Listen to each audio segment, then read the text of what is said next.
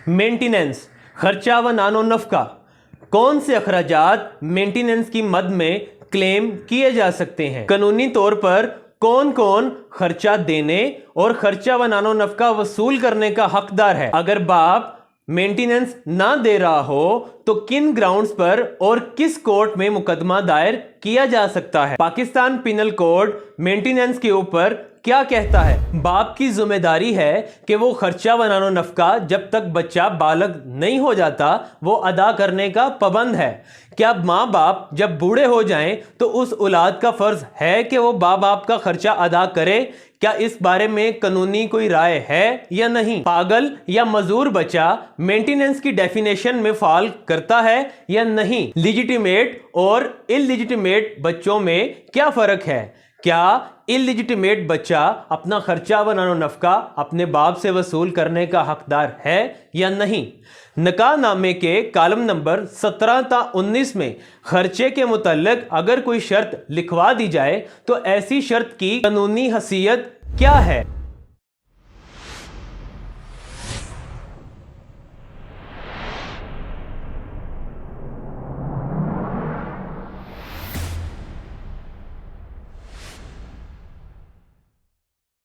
Hello and welcome to our YouTube channel university of citation. हमारे आज के इस सेशन में जिन प्रेपोजिशन का जिक्र होगा वो है, नंबर 1, मेंटेनेंस क्या होता है?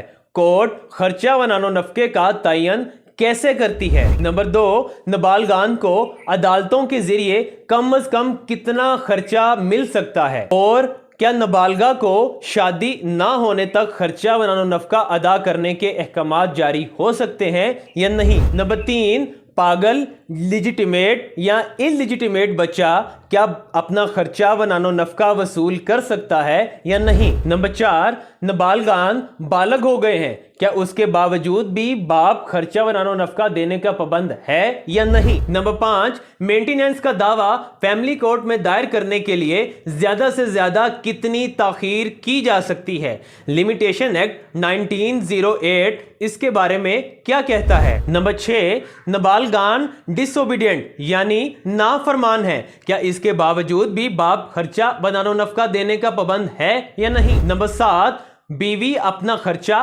कब कब और किन सूरतों में वसूल कर सकती है? नंबर 8, बीवी अगर साबित कर दे कि उस पर जुल्म सितम और जबर हो रहा था जिस वजह से उसने खुला लिया, क्या उसके बावजूद भी बीवी अपना खर्चा व नानो नफका वसूल कर सकती है या नहीं? नंबर 9, आम हालात में खर्चा व नानो नफका दावा दायर होने से लगता है, क्या साबका खर्चा यानी पास्ट मेंटेनेंस वसूल किया जा सकता है या नहीं? और अगर हाँ तो कितनी मुद्दत तक? नंबर 10, बीवी अगर नाफरमान हो तो क्या उसके बावजूद भी खामन खर्चा व नानो नफका अदा करने का पाबंद होगा या नहीं? नंबर 11, डिसओबीडियंट का स्कोप क्या है, यानी नाफरमानी में कौन कौन से अमाल आते हैं? नंबर 12, क्या वालिदैन अपने बच्चों से बूढ़े होने पर खर्चा व नानो नफका वसूल कर सकते हैं या नहीं? नंबर 13, बीवी ने निकाह किया, उसके बाद रुखसती नहीं हुई और इसी हालत में तलाक हो गई, क्या उसके बावजूद भी खामन अपनी बीवी को खर्चा व नानो नफका देने का पाबंद होगा या नहीं? नंबर 14, निकाह नामे के शिक नंबर 17 ता 19 में खर्चे के मुतालिक अगर कोई शिक लिख दी जाए तो ऐसी शिक की कानूनी अहमियत क्या है? क्या उस शिक के मुताबिक खर्चा अदा करना पड़ेगा या नहीं? और हम बात करेंगे कि फैमिली कोर्ट में मेंटेनेंस का दावा अगर खारिज हो जाए तो क्या दूसरा दावा किया जा सकता है या नहीं, और इस किस्म के दावों की अपील का क्या तरीकाकार है? फैमिली कोर्ट में केस दायरगी का मुकम्मल प्रोसीजर जिस एक्ट के तहत किया जाता है वो है West Pakistan family court act 1964, और इसके अलावा हम वकला हजरात और अदालतें जिन कवानीन का सहारा लेते हैं वो है दी मुस्लिम फैमिली लॉज 1961 और मुहम्मदन लॉ। अब अगर हम बात करें, हमारा जो सबसे पहला सवाल है व्हाट इज मेंटेनेंस, इसका जवाब है खर्चा व नानो नफका किसी भी इंसान को जिंदा रहने के लिए दरकार चीजों की कीमतों का तयन करने के बाद माहवार हिसाब करके जो कीमत आएगी उसको मेंटेनेंस कहते हैं। Section 9 the Muslim family laws ordinance 1961 इसको डील करता है। अब अगर हम बात कर लें कि एग्जैक्टली वो कौन सी चीजें हैं जो कि मेंटेनेंस में आती हैं। नंबर 1 फूड यानी रोटी, खाना पीना, खाने पीने के अंदर फ्रूट वगैरह और इस तरह की चीजें। नंबर 2 रेमिड्स यानी कपड़े, कपड़े, जूते और इस तरह की जो जरूरी चीजें होती हैं। नंबर 3 लॉजेस यानी मकान, मकान, छत, झोंपड़ी, बंगला, व्हाट्सएवर। एक बंदे को जिंदा रहने के लिए ये 3 चीजें सबसे ज्यादा जरूरी हैं और इसको एक साइटेशन में बड़ा वाज़िया करके लिखा गया। 1992 MLD 219 Lahore high court Lahore, जिसमें बताया गया है मेंटेनेंस की डेफिनेशन का। Maintenance includes food, raiments, lodges and other necessary items expenses for mental and physical wellbeing, यानी रोटी, कपड़ा और मकान और इसके अलावा दीगर चीजें जो कि किसी भी इंसान को दिमागी और ज़ाहरी सुकून मुहैया करें, वो मेंटेनेंस कहलाता है। और अब अगर हम बात करें कि मेंटेनेंस कौन और किसको अदा कर सकता है, तो सबसे पहले खावंद अपनी बीवी का खर्चा वनानो नफका अदा करने का पाबंद है। उसके बाद बाप अपनी औलाद का खर्चा जब तक कि वो बालग नहीं हो जाते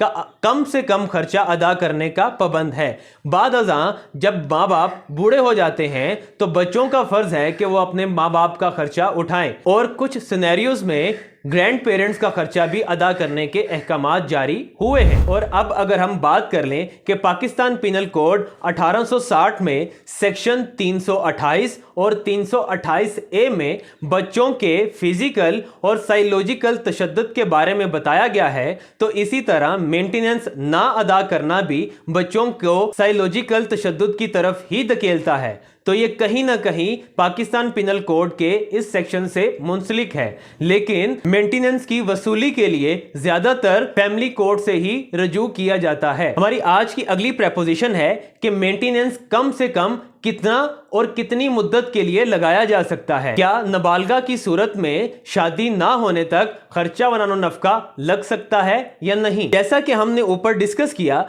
कि मेंटेनेंस किन किन चीजों की कीमत का तयन करते हुए लगाया जाता है, तो ये आजकल 7,500 रुपया कम से कम कोर्ट लगाती है। और अब अगर हम बात करें कि कितनी मुद्दत तक का खर्चा लगाया जाता है, तो ये date of institution of suit से लेके, यानी जब दावा दायर किया जाता है वहां से लेके एज ऑफ मेजॉरिटी, यानी जब नाबालिगान की उम्र 18 साल हो जाती है तक का अमूमन लगता है। लेकिन कुछ वजूहात की बिना पर, जैसे बच्चा अभी पढ़ रहा है या नाबालिगा की सूरत में अभी शादी होना बाकी है, तो इस सूरत में बालग होने के बाद भी खर्चा लगाने के अहकामात जारी कर रखे हैं। इसके ऊपर हम आगे चल के भी बात करेंगे। अभी हम बात करते हैं कि कम से कम कितना खर्चा वनानो नफका एक नाबालग का लगना चाहिए। तो इसके ऊपर जो साइटेशन है वो है PLD 2016 Lahore 73 decided by mister justice Shahzada Mazhar on 7 November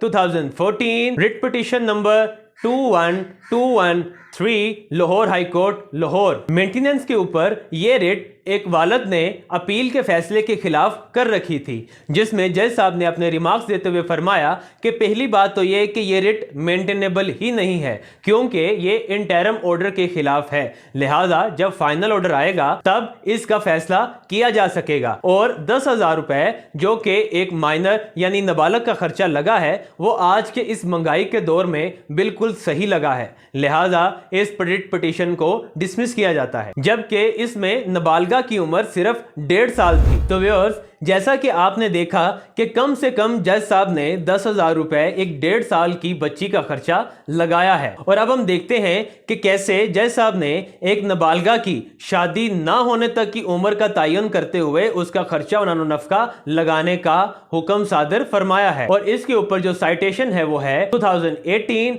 YLRN 247 decided by Shariat Court Azad Kashmir and 2001 CLC 247 decided by Mr. Justice Sayyid Zawar Hussain Jafri on 11th January 2001, petition number 8-1148 Karachi high court. इन दोनों citations में जजी साहिबान ने नाबालग का बालग होने तक का खर्चा और नाबालगा का टिल मैरिज तक का खर्चा लगाने का हुक्म सादिर फरमा रखा है। इसके अलावा नाबालगा की शादी तक के खर्चे का हवाला हमें मुहम्मदन लॉ में भी मिलता है। Muhammadan law authored by DF Mulla principle number 370 जिसमें लिखा है कि एक बाप अपने बेटों की सूरत में बालग होने तक का खर्चा व नफका अदा करने का पाबंद है और नाबालगा की सूरत में उसकी शादी ना होने तक का खर्चा देने का पाबंद है, जबकि बाप पाबंद नहीं है